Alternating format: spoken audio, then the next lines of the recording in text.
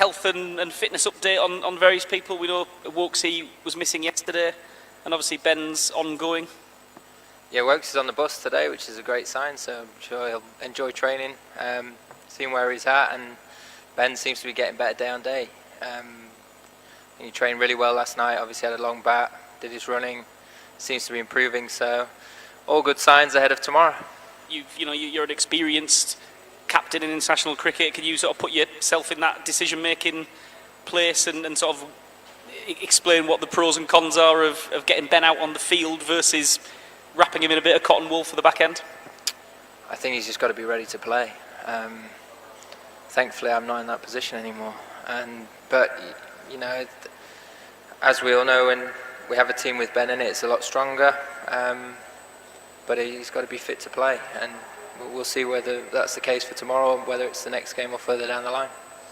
Can you sum up the challenge of Afghanistan different to the two teams you've played already, and what kind of different questions they might ask you as a team? Yeah, I think every team in this tournament poses slightly different threats, and you just got to be ready and adaptable to be able to combat that. I think they've obviously got some world-class players. We've seen that on the domestic stage for a long time now, and obviously internationally as well as a team. So from our point of view, we've just got to look to keep getting better.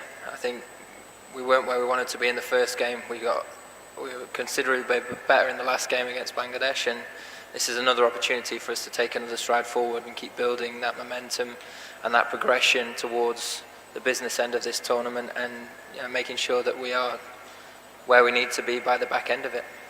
And just on your own form, if we rewind, I don't know, a month, you were trying to get a hit at Headingley to find a little bit of rhythm. Doesn't look like you've got any issues with rhythm at the moment. No, I've felt like I do enjoy playing cricket here in India. I think it suits my game quite nicely. And I did find that New Zealand series quite a strange one. You sort of trying to find yourself, or trying to get yourself in a position to be in a good place.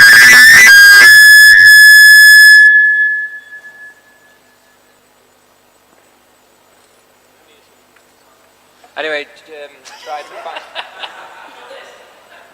Does that work? Use that. I think everyone, you sort of, when the World Cup's around the corner, you're trying to find a way of getting yourself in a position where you're in a good place.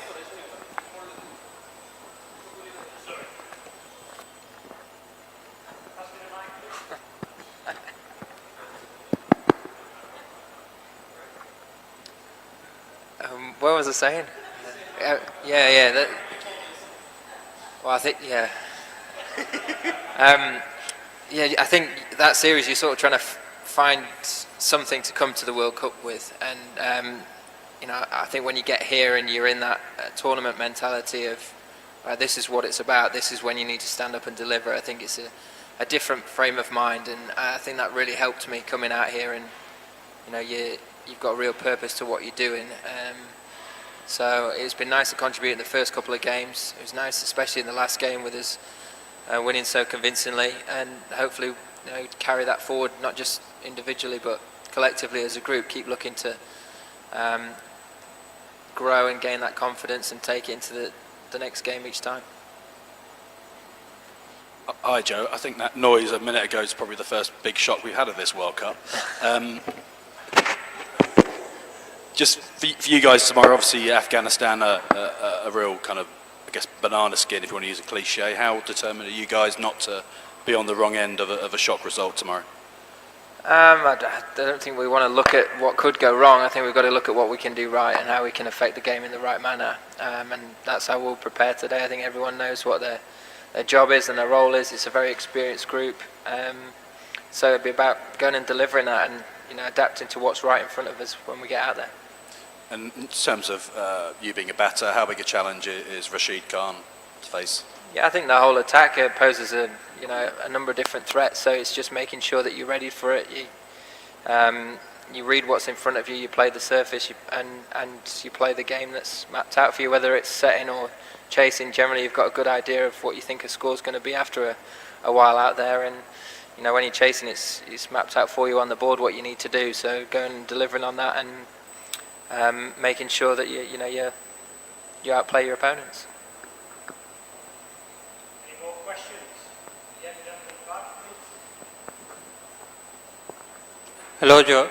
My question is like Afghanistan are very good with their spinners. So how is the England team training to face Rashid Khan or Mujib, or if Sorry, I to can't face really the hear you. spinners? Could you just speak a little bit louder, please? Sure, sure. So my question is, Afghanistan have very good spinners in Rashid Khan and Mujibur Rahman.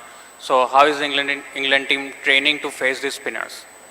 I think more than anything, we'll make sure that we've faced what we need to, and we concentrate on ourselves more than anything. I think that's the key. We all know our games against spin. It's making sure that when we get out there, we're confident in what our boundary options are going to be, how we're going to rotate strike, and build those big partnerships. I don't think that changes. It comes back to the basics of the game, doing them for long periods of time, playing the ball, not the man. All those cliches that seem to come out when you're talking about high pressure games. So it's just about doing that time and time again, and making sure that you're doing it consistently well for a period of time, so you stay on top.